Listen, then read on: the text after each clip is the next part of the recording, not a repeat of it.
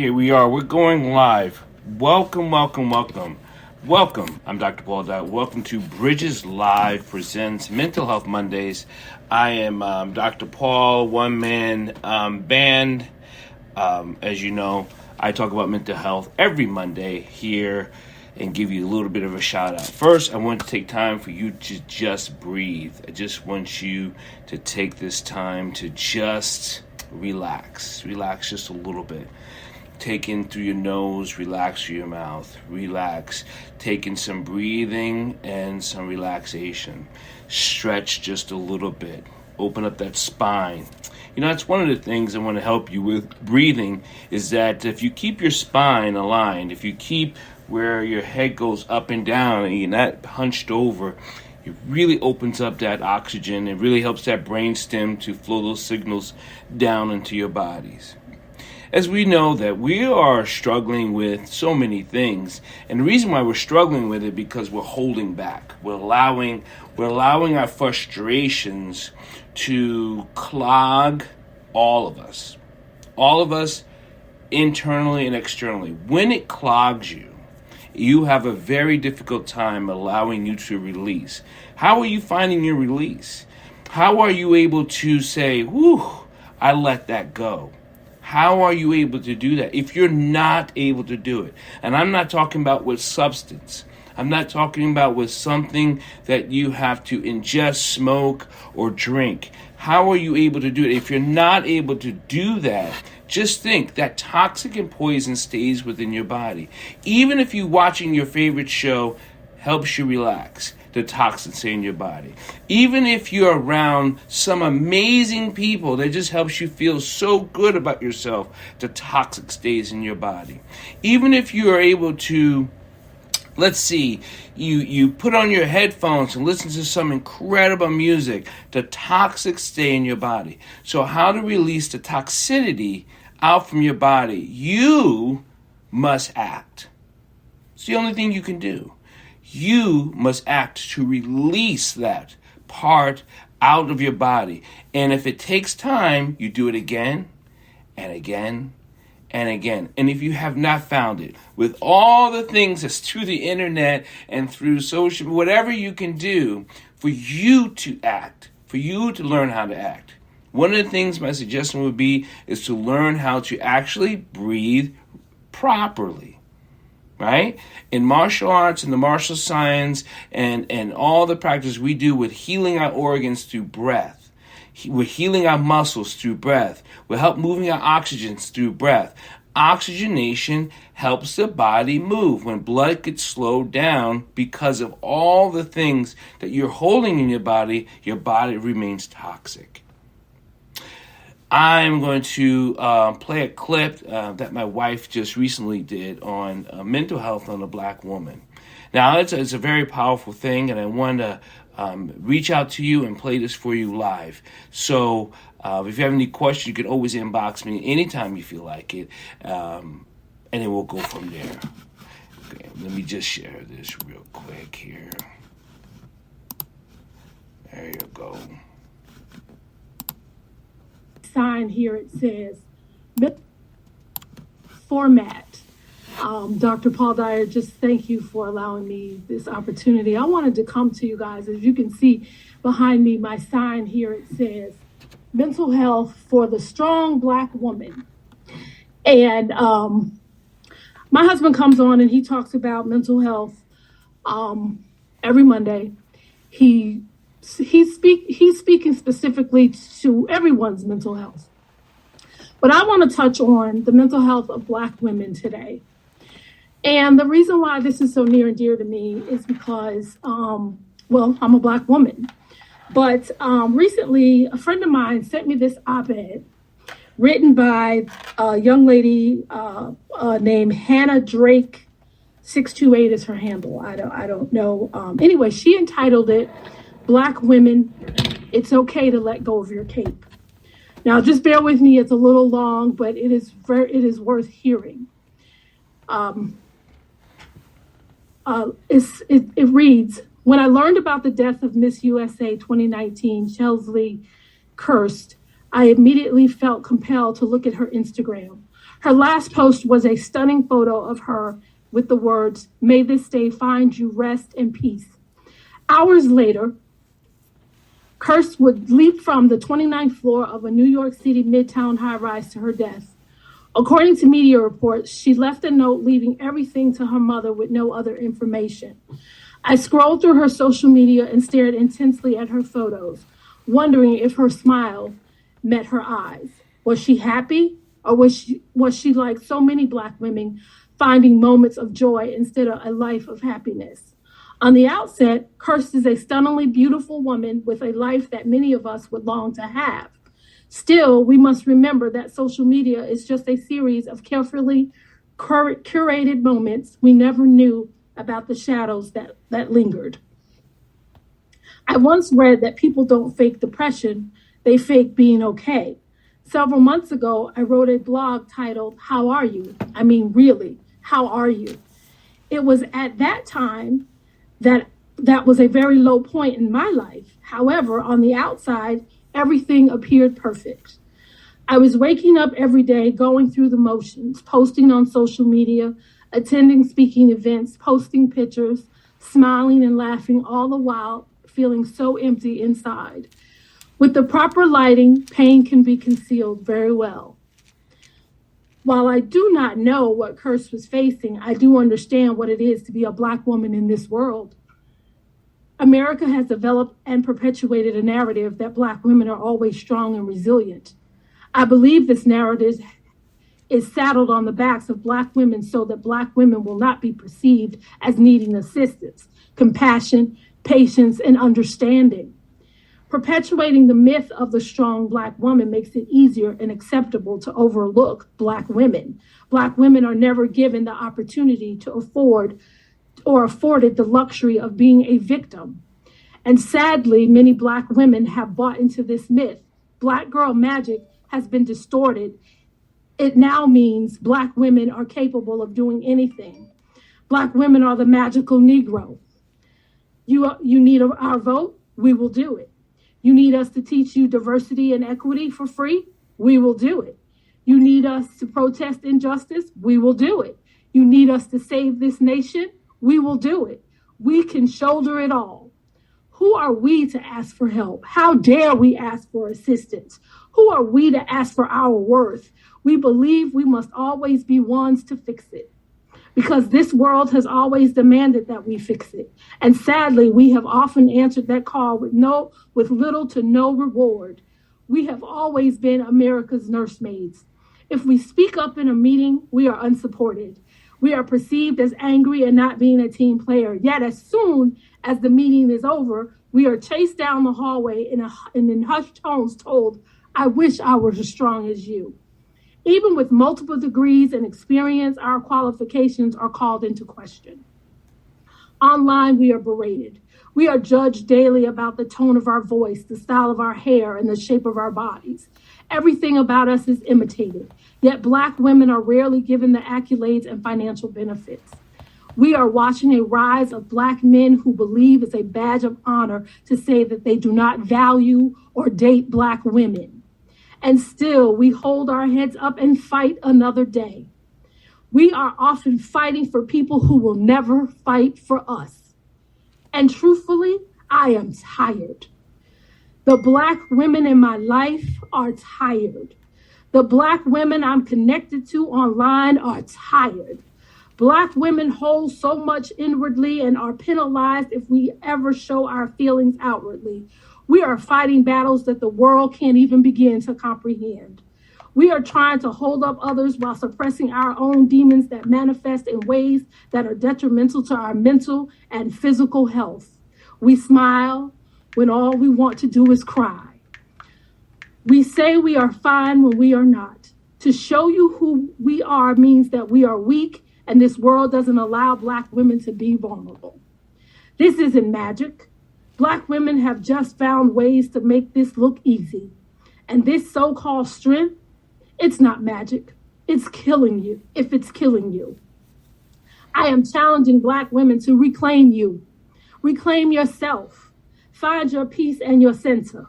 Reclaim the true meaning of self-care before the world took it and commercialized it. As Audre Lorde said, caring for myself is not self-indulgence, it's self-preservation. And this is an act of political warfare. Your joy is an act of defiance because this world never intended for Black women to have joy. Please know that you are under no obligation to save this world, Black women. You do not need to have any loyalty to your oppressor. The only reward this world has ever given Black women for being undervalued, overworked, and underpaid is an early grave. And engraved on her headstone will be the words, "She was a strong Black woman." And the world will keep right on turning. The world will find another Black woman they can use as their nursemaid, another Black woman to be their mule to carry their sins and burdens, another Black woman they can call resilient and strong, another Black woman whose back they can use as a stepping stone. So please, Black women, know this is your moment. This moment is about you and your peace, happiness, and love. This moment is not about anyone else. This moment is about you. You are under no obligation to be Superwoman. It is okay to tell the world that you are giving up your cape. Again, this was written by Hannah Drake, 628.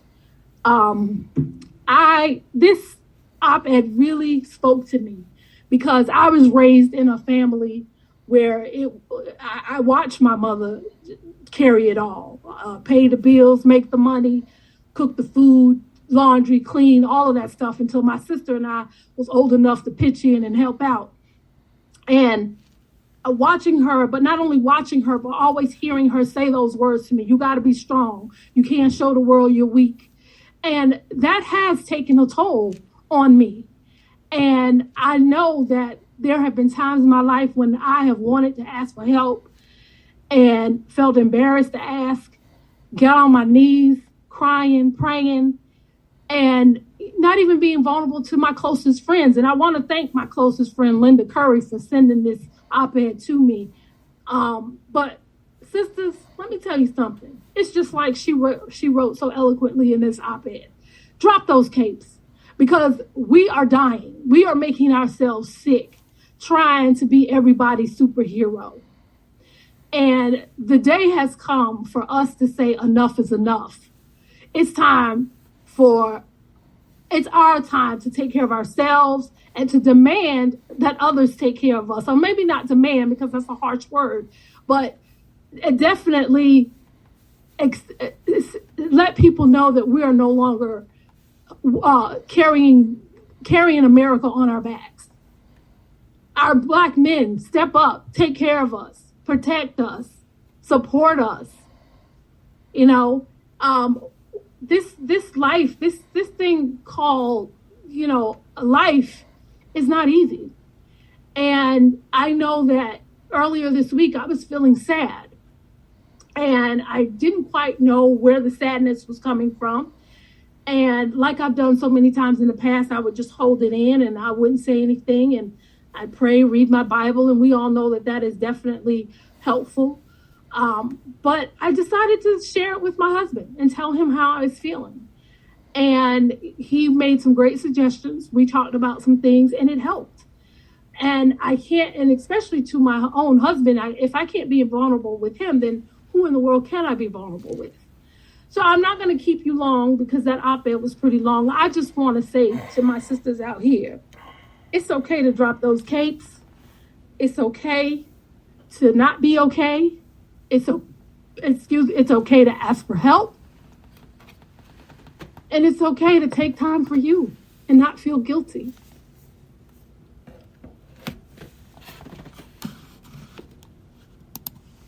Thank you for listening, for tuning in.